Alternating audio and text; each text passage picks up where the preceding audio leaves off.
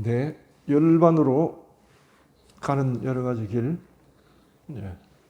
열반으로 가는 길, 이 중에서 이제 무념의 길의 세 번째 시간입니다.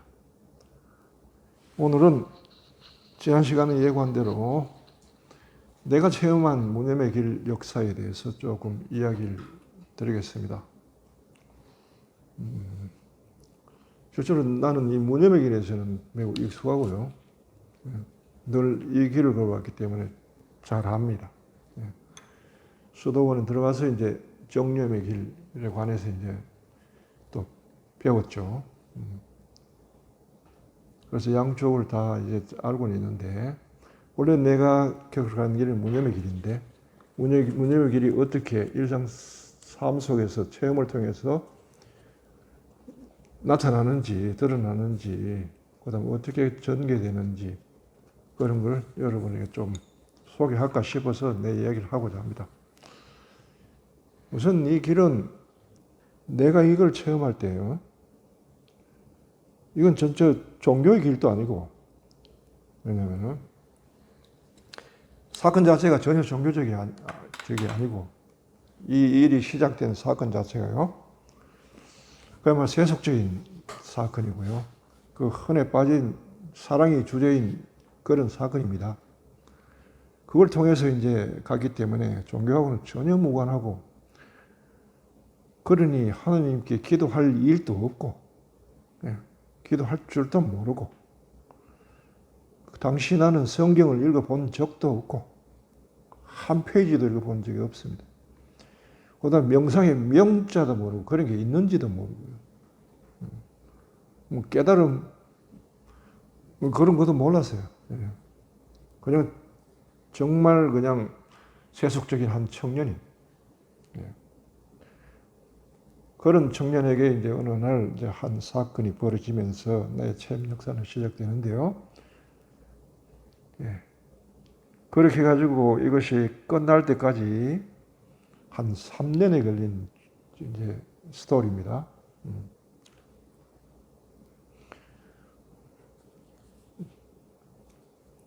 첫째는 이제 대상과의 만남부터 시작합니다. 대상과의 이 길에서, 지난 시간에 그리스도의 길에서는 하나님이 개입하신다고 했죠.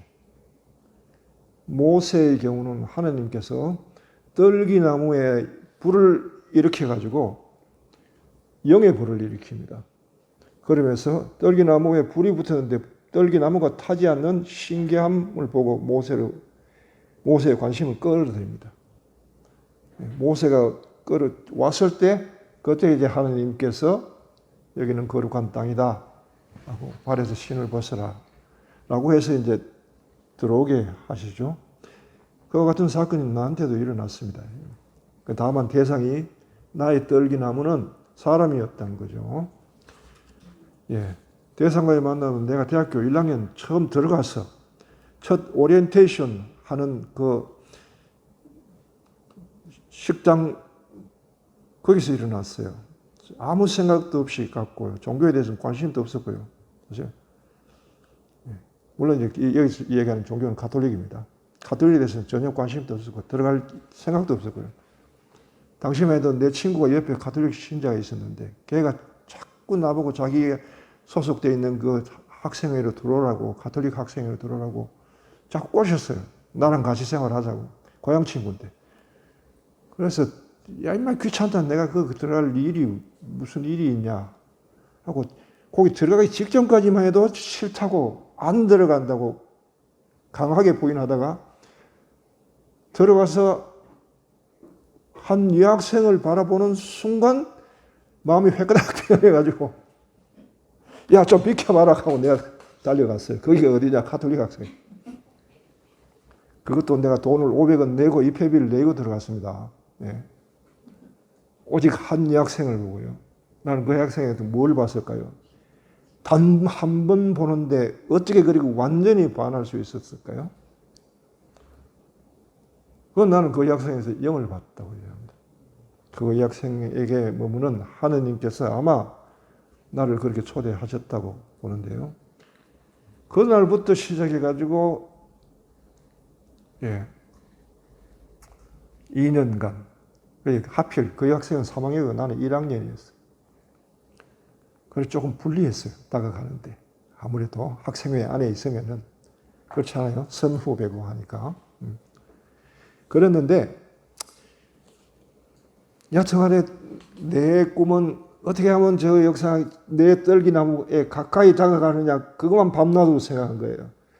저녁에 오면 그거 생각하고 낮에는 실행해보고 또 퇴짜 맞으면 또 생각하고 실행해보고 이걸 2년 동안 했어요. 2년 동안 하다 보니까 속에서 멀미가 올라오더라고요. 더 이상 이렇게 해서는 안 되겠다 싶은 속이 미식거려요. 그래서 이게 한계까지 갔구나 해서 이제 마지막 날에 이제 만나자 하고 불러냈어요. 불러냈는데, 예. 이게 두 번째 이제 대상과의 몰입이죠. 세 번째 지금 대상과의 이별이 있는데, 단도직입적으로 물었습니다. 도대체 너에게 나는 뭐냐? 라고 물으니까 그 학생이 하는 말이, 당신은 나에게 그냥 친구 이상도 이하도 아닙니다. 그래서 내가 대받아쳤죠. 나는 여자를 친구로 생각해 본 적 없다. 그러니까 이제 그때서야 비로소 이 학생이 한다는 말이 아직 몰랐느냐. 뭘 몰랐어요. 그러니까 나는 수도원, 수녀원 가기로 돼 있는 사람입니다. 너무나 충격적이었어요. 그런데 묘하게도 주변에 있는 가톨릭 학생의 주변에 있는 사람들 다 그 사실을 알았어. 나만 몰랐던 거예요. 애당초 알았으면 그런 일이 없었을지도 모르죠. 그런데 그때 받은 충격은 어마어마했어요. 그래서 말문이 탁 막히면서 묘하게도 마음이 딱 결정이 돼버렸어요. 그런데 그 학생이 그 이야기를 하는 순간에 그 학생의 뒤에 이렇게 펼쳐져 보이는 그 학생이 가야 되는 그 수도자로서 길이 이렇게 펼쳐지는데 그 굉장히 뭐랄까요, 이렇게 굉장히 어떤 고귀하고 고상한 어떤 자기 희생의 길, 그렇게 이렇게 보면서 거기에 비춰서 내 모습이 보이는 거예요. 아니, 나는 기껏해가지고 한 여학생한테 목을 매가지고 지금 저 여학생의 마음을 얻고 안 얻고 이걸 내 인생의 목표로 삼았는데 저 여학생은 어떻게 저런 목표를 삼고 있냐 하니 그게 딱 비교되면서 순간 굉장히 부끄러웠어요. 이야, 세상에 같은 연배에 이렇게 차이가 나는구나. 그래서 딱 거기서 뭐 단념을 했죠. 정말 남자로서도 가기 어려운 길을 간다니까 잘 가라 하고 딱 돌아서 나왔는데 마음은 잘 가라고 돌아서 말은 그렇게 했는데 마음은 그게 아니었던 거죠. 생각해 보십시오. 2년 동안 한 사람에게 오직까지 몰입해 있던 다른 걸 그 사람에게 다가가기 위해서 다른 걸 다 쳐내고 포기하고 하고 그까지 갔는데 막판에 이제 이게 끊어져 버렸으니까. 예. 그때 운동장을 가로질러 걷는데 정말 하늘이 무너지고 땅이 꺼지는 체험했어요. 정말, 예. 그런 갑자기 그 어둠이 완전히 공허함 속에 있었는데 엄청나게 두렵더라고요. 혼자라는 그 느낌 때문에. 그래서 이제 집에는 못하고 이제 친구 집에 이제 가서 이제 하룻밤을 같이 지내게 됐는데 그 다음날 아침에 하숙하는 친구 집에 가서 같이 방에 자고 일어났는데 아침에 새벽에 이제 부하게 이제 동이 트는 시기에 누가 나를 깨우더라고요. 그래서 일어났어요. 그런데 친구는 옆에 자는데 깨우는 사람은 없었는데 나는 분명히 누군가 나를 깨워서 일어났는데 아침에 여명이 방 안으로 붉은 기운이 스며드는데 그때서 이제까지 일어났던 그 3년간의 세월이 쫙 한눈에 보이면서 내가 뭘 했나? 라는 생각이 들어요. 이제까지 뭘 했나? 사랑한다고? 그 말을 하기에는 네 기분에 놀아난 거지. 그게 무슨 사랑이냐. 네가 상대방을 사랑한다면 상대가 뭘 생각하는지 뭘 소중히 여기는지 그건 적어도 알고 있어야 되지 않느냐. 그건 너는 아무도 몰랐지 않느냐. 그건 네 하나의 네 감정이지. 라는 생각이 들면서 하나의 결심을 했어요.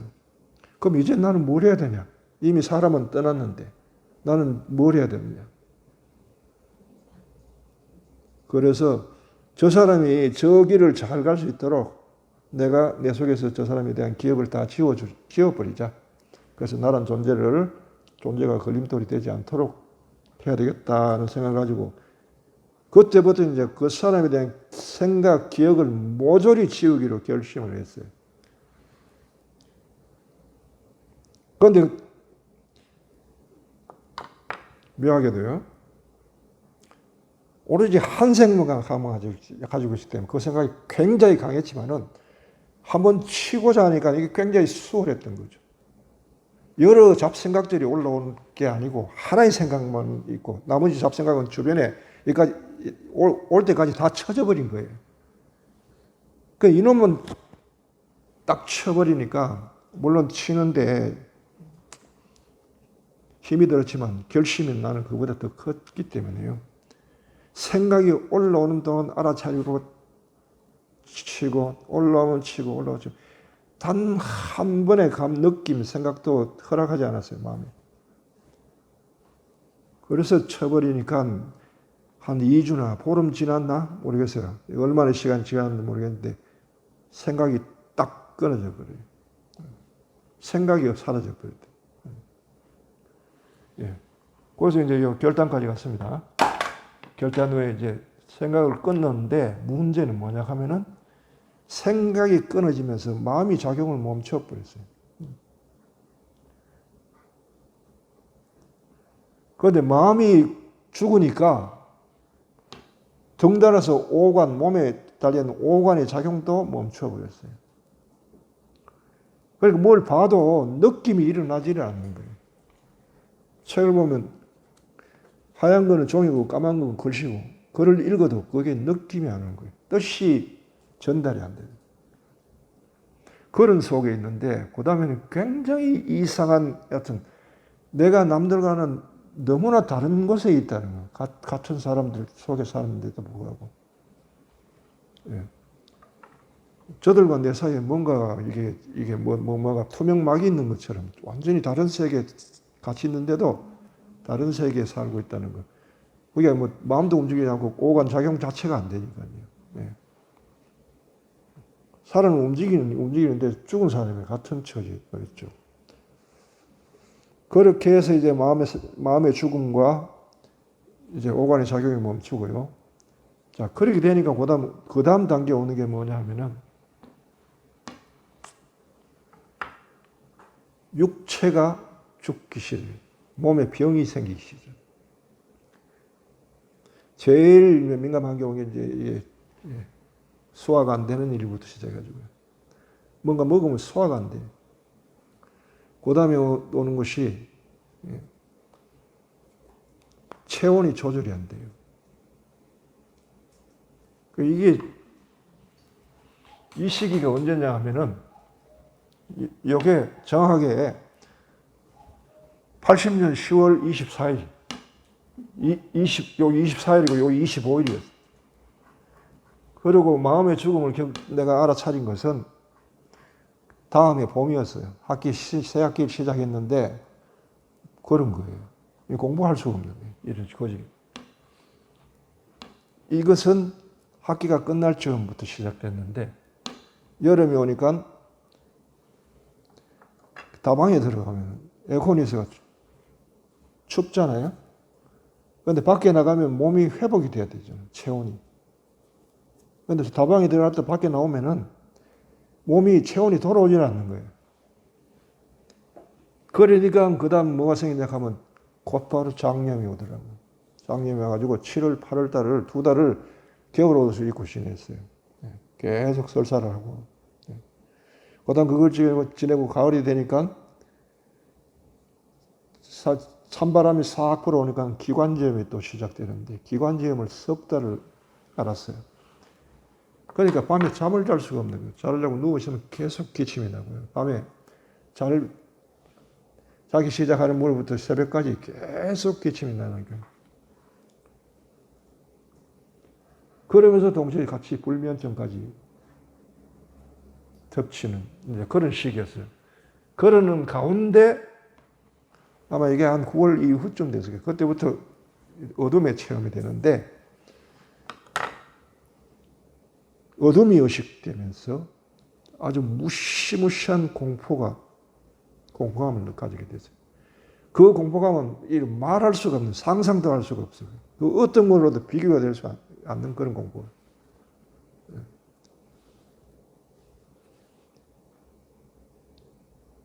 그러면서 질문이 올라오는 거예요, 내 안에서. 나는 지금 어디 있느냐? 대상도 사라지고, 마음도 사라지고, 몸도 지금 죽어가는 지경이니까, 주변에 어떤 아무런 대상이 여기 있으니까 내가 내 위치를 파악이 안 되는 거예요. 우리가 보통 낯선 곳에 가서 눈을 뜨면은, 아침에 눈을 뜨면 제일 먼저 찾는 게 여기가 어디지? 이건 내가 지금 어디 있는 거지? 라는 질문이에요. 그 다음 두 번째 하는 것이 지금 몇 시지? 세 번째 하는 질문이 오늘 스케줄이 어떻게 되지? 이렇게 나가는 거예요. 가장 근본적인 질문이 내가 지금 어디 있느냐는 질문이죠. 바로 이 상태에서 그 질문이 올라오는 거예요. 나는 지금 어디 있는가? 나는 지금 어디로 가고 있는가? 내가 느껴지는 것은, 보이는 것은 어둠밖에 없어요, 사방에. 그 어둠 속을 나는 걸어가고 있었던 거죠. 그러면서 불길한 생각들이 막 올라오는 거예요. 이거 뭔가 잘못돼 가고 있다. 몸도 마음도 정신도 지금 내가 지금 이러다 미치는 게 아닌가 라는 불안감들, 불길함들, 그런 것이 올라왔어요.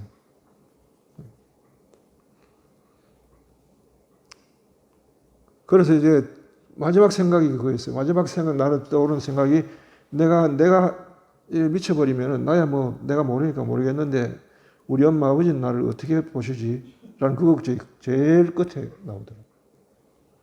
그러면서 생각하는데, 아, 그래, 군에 가자. 그거 가서 죽자. 이런 생각. 체력적으로, 정신적으로 전혀 군대 갈 상태가 아니었죠. 그러고 이제 마지막으로 이제 그렇게 가기로 하고, 이제 한 학기가 끝나고, 이제 2월 달이면 들어가요.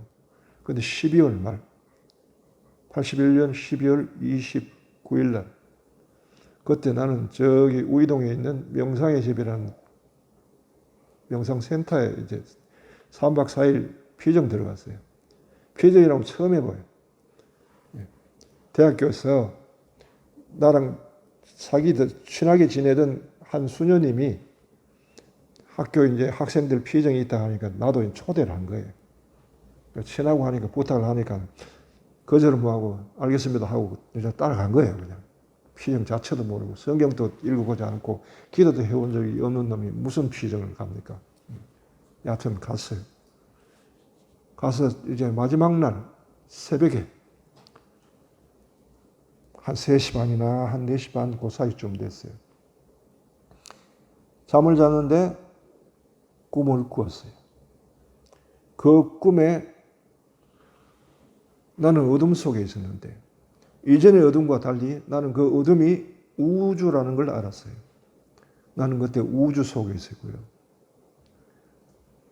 그 다음에는 그 우주의 어둠 속에 있을 때 저기서 별의 무리들이 이렇게 줄을 지어가지고 쭉 나를 향해 쭉 이렇게 오더니 내 오른쪽으로 이렇게 흘러갔어요. 맞아서 흘러가. 그 모습을 보고 그 꿈을 꾸고 깨어났어요.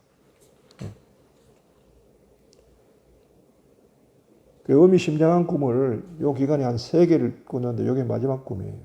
앞에 처음에 시작할 때 꿈, 중간에 꿈도 있지만 그거는 생략하겠습니다. 마지막 꿈을 꿨는데 그런데 묘하게도 깼는데 모두가 이제 자고 있었죠. 뭐 3시 반, 4시 반, 3시 반쯤 돼가지고 깨있는 사람이 어디 있어요? 혼자 이제 그 위에 있는 다락 다락방에 있는 성체 조비실이 있더라고요. 거기를 갔어요. 그게 뭔지도 모르고 거기 가면 조용할 것 같아서. 거기 갔는데 이제 아무도 없는데 빨간 성체를 이렇게 비추는 불빛만 있고 혼자서 이쪽 구석에 어둠 속에 이렇게 가만히 그냥 앉아 있었어요. 기도하는 것도 아니고 그냥 가만히 앉았어요. 그런데 묘하게 그때는 의식을 못 했는데 그 이전까지 계속되던 어떤 질문이 끝났다는 것을 나중에 알았어요. 나중에. 그거 뭐냐 하면 나는 지금 어디 있는가? 나는 지금 어디로 가고 있는가에 대한 대답이 그 꿈에서 이루어진 거죠. 나는 지금 어디에 있는가 하는 건 나는 지금 우주 속에 있어. 우주 한가운데 있어. 그게 전에는 대사였었는데 그게 대사였습니다. 별이 흘러내요. 나는 지금 우주 한가운데 있다. 어디로 가야 되는지 아직 모르지만은 그걸로서 안정감이 있었다는 거예요. 그 새벽에 한 4시부터 아침 시간까지. 그리고 마지막 날 이제 마지막 날 사람들이 이제 그룹으로 둘러 모여가지고 앉아가지고 자기들의 체험들 이야기 나누는데 어느 사람 젊은 두 커플이에요. 젊은 학생과 여학생이 둘이가 이제 커플인 것 같아요. 둘이가 우리 그룹에서 이야기를 하는데 그때까지만 해도 눈이고 귀고 다 닫혀있던 내 눈과 귀가 그 학생이 말을 하는데 귀가 탁 열리는 거예요. 그러고 딱 보이는 거예요. 마치 맑은 그 시냇물에 그 밑에 있는 것을 보듯이 환하게 보이는 거예요. 그 사람 마음 자체가 환하게 다 이렇게. 그래서 말이 그대로 다 들려요. 그런 순간 속에서 어떤 기쁨이 터져 올라오는데 그거는 빛과 같이 이를 주체할 수 없었던 속에서 빛이 확 내 속에서요 터져 나오면서 어둠은 완전히 사라져 버렸죠. 그 희열이라고 하는 것은 뭐 이렇게 표현할 길이 없어요. 그게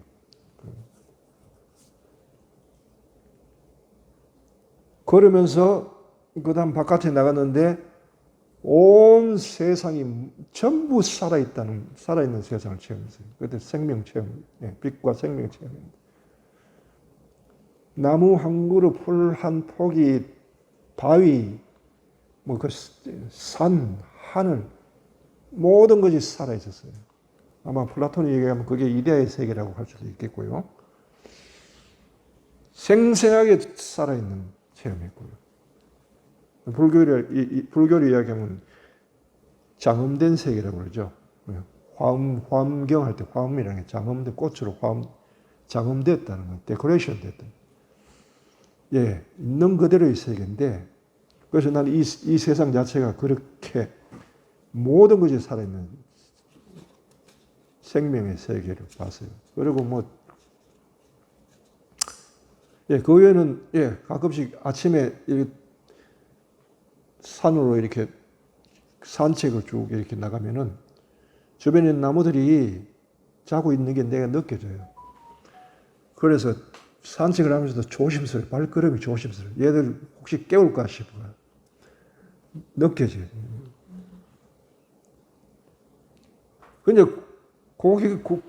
요게 이제 여기까지입니다. 여기 우주를 경험하고 빛을 생명을 체험하고. 이렇게 끝났어요. 요게 12월 29일입니다. 1981년 12월 29일. 여기서부터 10월 24일부터 여기까지 14개월 걸렸죠. 그리고 그 다음에 이제 집에 이제 내려가야 됐죠. 서울에 있었으니까 집에 가서 이제 군에 갈 준비를 해야 되는데 12월 29일부터 내가 집에 내려가는 게 한 1월 2일쯤 됐어요. 그 상간에 피해전과는 상관없고 집에 돌아와서 어느 순간인가 언제인지 모르겠어요. 어느 순간에 갑자기 아버지 하는 각성이 나왔어요. 이게 대단한 거죠. 이게 이 체험이 열반 체험하고 비교할 수 있어요.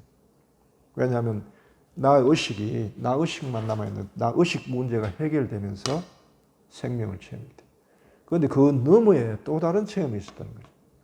아버지에 대한 각성이 일어났어요. 그런데 그 아버지의 각성인 거죠. 나를 이제까지 나도 모르게 나를 쫙 사랑해온 아버지. 그러니까 내가 한 사람에 대해서 그렇게 온 힘을 다해가지고 그렇게 사랑했듯이, 그러나 그로부터는 아무것도 돌아온 것은 없었지만 그렇게 했듯이 나를 그렇게 딱 사랑해 오신 분이 계셨다. 그런데 나는 그분을 이제까지 전혀 모르고 있었다는 그 놀라운 사실을 발견했어요. 그러면서 이건 두 가지인데, 하나는 내가 나의 떨기나무를 만나서 이때까지 있었던 삶에 대한 하나의 해석이 되고요. 그 사랑이 동시에 나를 딱 사랑해 오신 분에 대해서, 이제 몰랐던 내 뒤에서 나를 사랑해 오신 분에 대해서 눈을 뜨면서 바깥으로 향해 있던 눈이 안으로 돌아선 거죠. 예. 이건 나한테 이제 회개라고 할 수 있어요. 그 아버지의 사랑을 느끼면서 내가 그때부터 군에 들어가기 전에 한 2달 동안을 눈물로서 지냈어요. 그 사랑을 내가 그렇게 몰라봤다는 사실이 그렇게 통탄스럽게 일어나더라고요. 그리고 이제 그때부터 아버지를 이분만을 섬겨야 되겠다, 이분을 사랑해야 되겠다 하는 그런 마음이 일어났어요. 아버지를 만나면서 아버지를 섬기고자 하는 마음이 일어났는데 그 마음이 바로 예수 그리스도의 마음입니다. 그래서 아버지를 만나면 그리스도의 마음을 얻게 돼 있어요. 아버지를 알면 그리스도를 만나게 되는 거예요. 이렇게 자연스럽게. 그래서 그 마음을 얻었어요. 그런데 그 다음에 이상하게 한 번도 읽은 적이 없는 성경이 몹시 목말랐어. 그래서 성경을 허겁지겁 찾았어요. 근데 나는 성경을 가지고 있지 않았고요. 몇 년 전에 우리 형수에게 내가 공동번역 서적 그걸 선물해 준 게 있었어요. 나는 안 가지면서 선물을 했어. 꼴에. 그게 그 성경을 좀 보자 해가지고 그때 본 거예요. 그래서 이제 그 성경을 가지고 봤는데 뭘 봤느냐. 펼쳤는데 바울의 서간이 딱 보였어요. 로마서부터 시작해가지고 바울의 서간이 발견했는데, 그때 이제 바울가 로마서 5장 11절에 보면은 예수 그리스도를 통하여 우리는 하나님을 섬기는 기쁨을 얻었습니다. 거저 얻었습니다. 그걸 통해서 지금 내가 느끼는 이 기쁨이 아버지를 섬기는 기쁨이구나. 하고 이게 삶의 인생의 목표구나. 아버지를 섬기면서 기쁨을 누리는 삶. 이게 삶의 목표구나 하는 걸 알아들었어요. 그리고 이제 내려가서 이제 바울의 서간을 봤는데, 이때 바울과 이제 만남이 이루어졌는데요. 처음 보는 글이었는데 모르는 게 하나도 없어요. 마치 내가 그 글을 쓰듯이 내가 그 글을 읽었죠. 그러니까 그 글을 서간을 쓰게 한 그 바울의 마음이나 바울의 서간을 읽는 내 마음이나 똑같았어요. 이심전심. 어쩌면 불교에서 보면 이거 있죠. 선의 종지가 서성에서 제자를 이어질 때 이심전심으로 이어져요. 마음에서 마음으로 이어지는 거예요.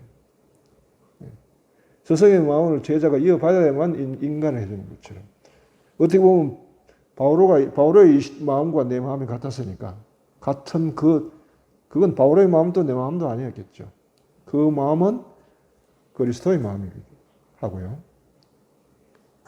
그래서 같은 마음을 받으면서 바울의 서간을 다 읽고 났는데 내 안에서 바울의 말이 나오는 거예요. 내가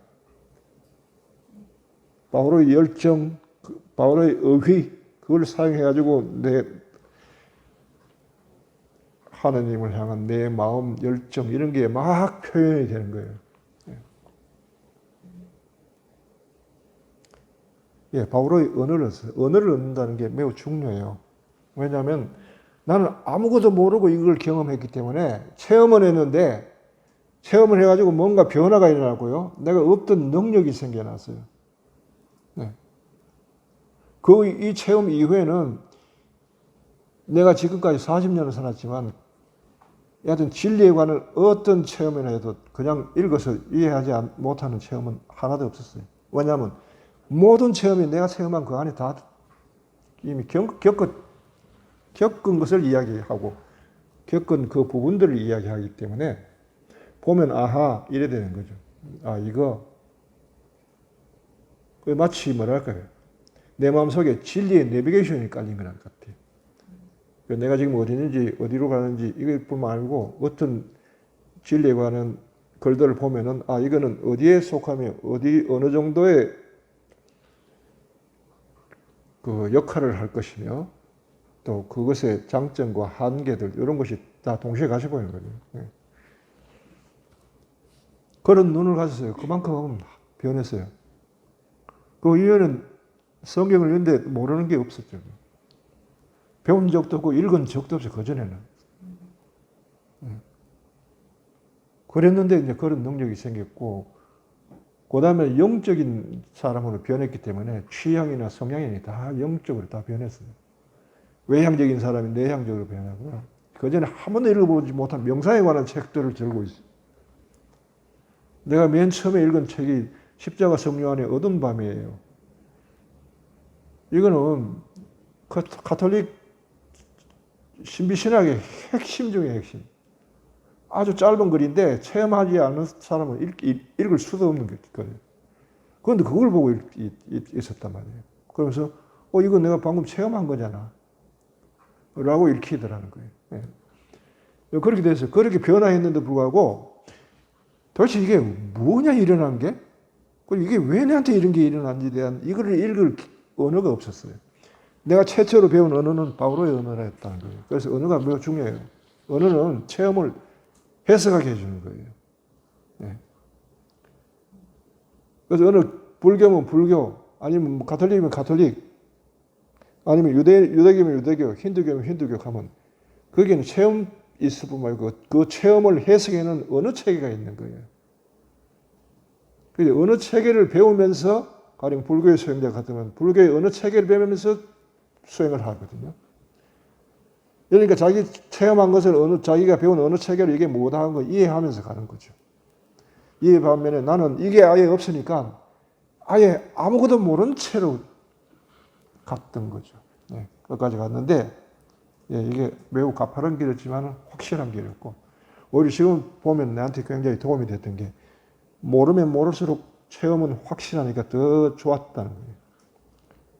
그리고 이걸 알아듣기 위해서 그 이후에 언어를 배우는 과정이 얼마나 걸렸냐? 40년 걸렸어요.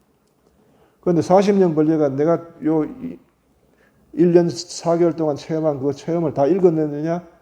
아직 다 못 읽어냈어요. 어떤 부분은 내가 체험한 체험에 대해서 해석해 놓은 언어 체계가 없는 거예요. 그거는 이제 예수 그리스도의 죽음과 부활에 연관되는 것이고요. 나 이게 우주 체험과 이렇게 아버지와 연결되는 이 연관성에 있어서는 이런 체험 자체가 없었거든요. 여기까지는 어떻게 보면은, 여기 보면요. 대상과의 만남, 대상과의 몰입, 대상과의 이별, 결단, 죽음, 무너짐, 어둠. 여기까지는 불교 공통적으로 이야기할 수 있어요. 함계건곤. 만났죠? 몰입하죠? 여기 함계건곤. 대상과의 이별, 결단, 절단중류. 절단중류 두 가지. 외식재연, 내심무천.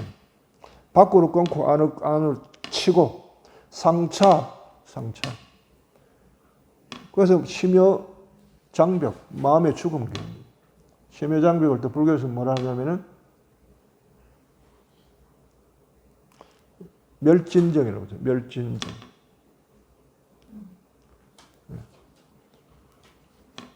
그 다음에 육체의 무너짐, 기반의 무너짐이에요. 이것도 불교에서 이야기해요. 지수화풍, 4대는 어디서 무너집니까? 석가 대답, 열반에서 무너진다.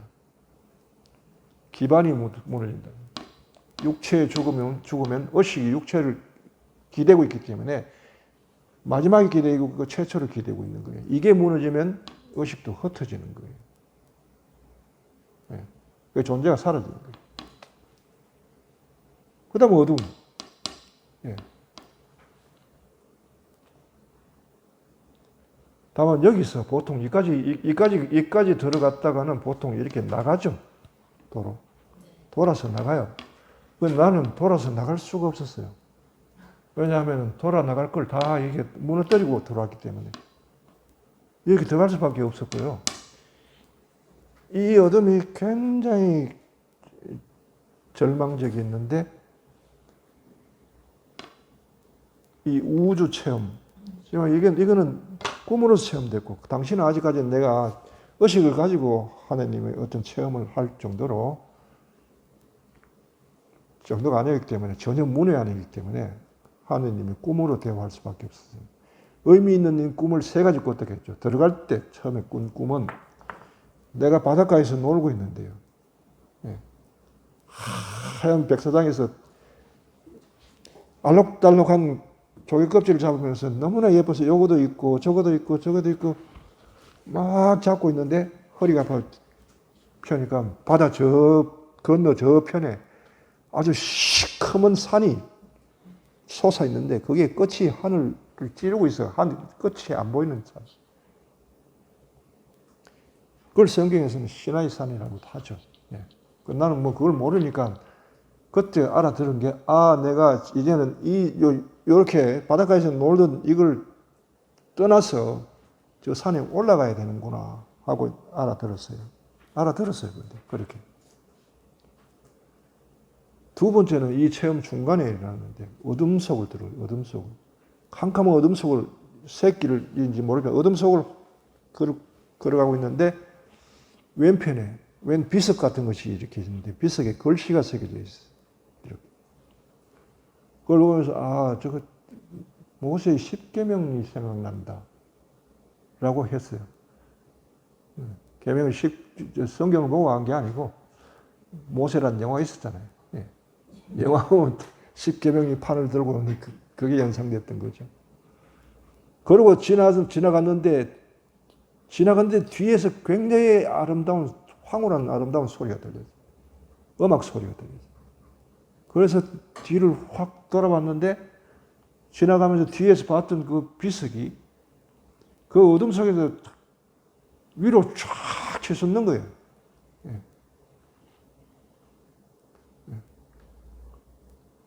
하늘로 쫙 치솟더니 그 다음에 곧바로 그냥 나를 향해 가지고 그게 확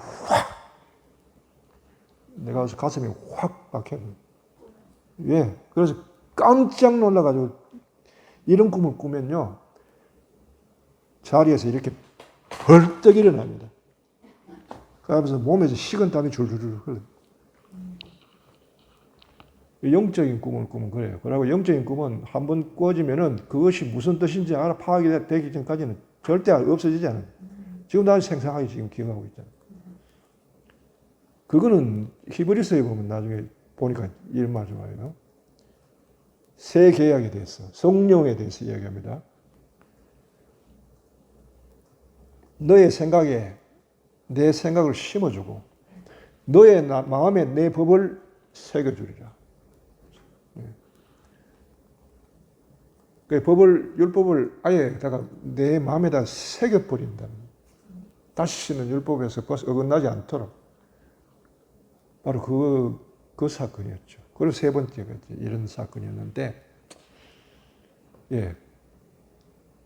그러고 난 뒤에 이제 이 문제가 일어나서 이제 아버지 체험이 일어나고, 도대체 여기서 어떻게 아버지 체험을 건너뛰는 거예요? 이까지는 불교까지 따라오는데 여기까지 따라와요. 여기서 아버지 체험을 점프를 해버려요. 그렇다고 내가 이제까지 아버지 찾은 적도 없고 기도한 적도 없고 도와달라 한 적도 없고 한 번도 그런 적이 없고 아버지가 하느님을 알아도 아버지는 잘 몰랐어요. 그런데 좀 전에 아버지에 대해서 눈을 떴는데 그분에서 눈을 뜨면서 영의 진리에 대한 목마름, 그 다음에 바울의 언어를 만나고, 그 다음에 여기 영원한 생명, 요한복음 17장 3절에 보면 영원한 생명은 아버지를 알고 그분이 보내신 예수 그리스도를 아는 것이다. 그때마다 나는 이렇게 생각했어요. 아, 이제 아버지를 알았네? 그럼 이제 예수 그리스도를 따라가면 되겠구나. 예수 그리스도를 알면 되겠네 했는데, 실제로 예수 그리스도는 이때 벌써 알았던 거예요. 아버지를 알면서 그리스도의 마음을 이미 지녔고요. 별의 무리가 7개 이렇게 지나가는 게 그게 뭐냐 하니까 아마 세보지는 않았지만 7개였을 거예요. 그 성령이 주시는 7가지 언사, 효경, 구셈, 두림, 설기, 지식, 통달, 의견 한 7개의 언사, 거기에 대한 상징이었던 것 같아요. 여하튼 그래서 그때부터는 그때 비로소 나는 이제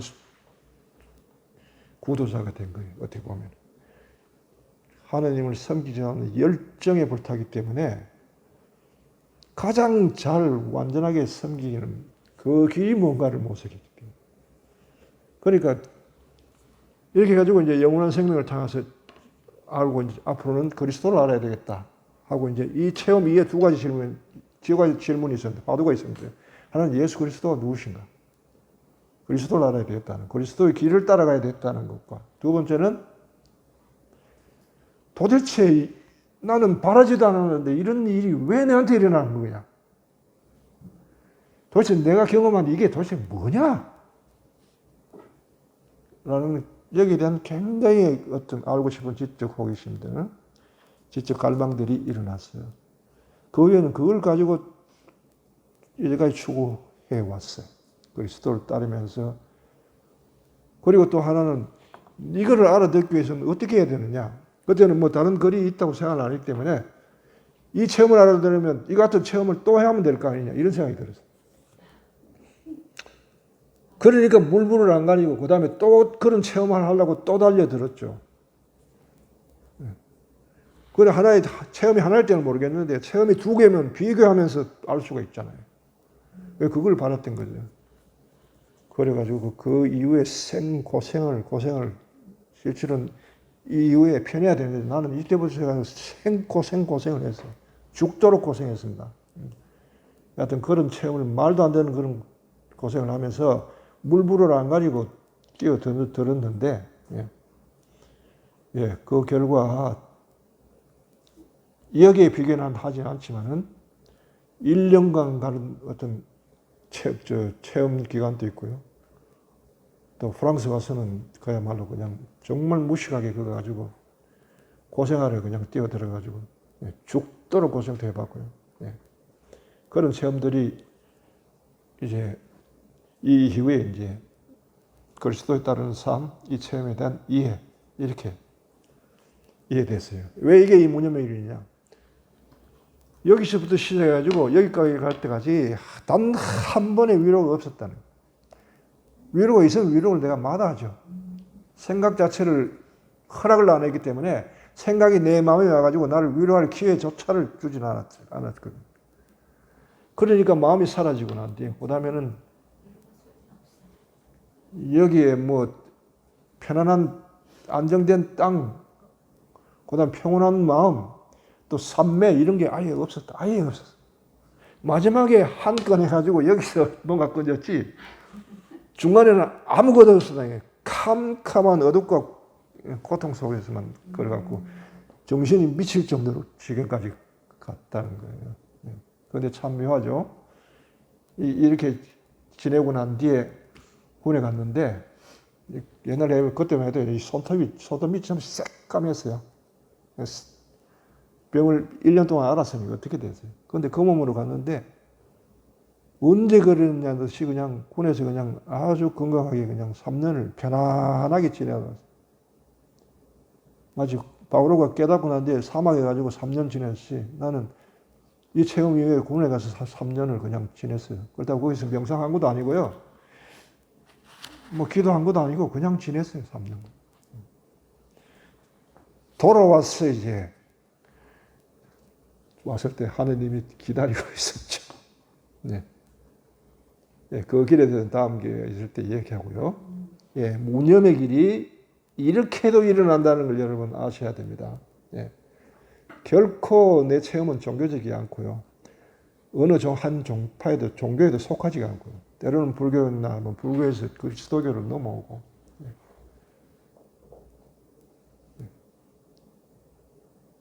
그리고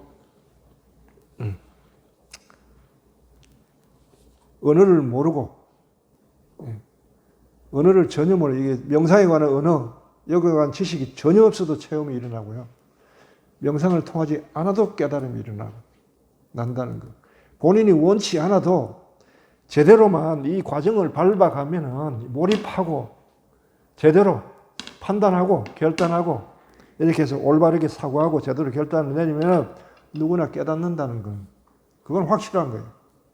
여기에서 누구 조언도 필요 없고 스스로 자기 양심에 따라서 비춰보고 이게 옳다 싶은 그 길을 판단하고 용기 있고 결단하고 걸어가고 한번 결단했으면 뒤 돌아보지 않고 그런 사람이라면 누구든지 갈 수 있는 길이라는 것입니다. 자, 오늘 내 체험은 이 정도라고요. 이 체험이 사후에 체험에 대한 해석들과 연관식이 어떻게 해석되는지 그것도 한번 보여드리겠습니다. 다음 시간에는 여기까지 하겠습니다.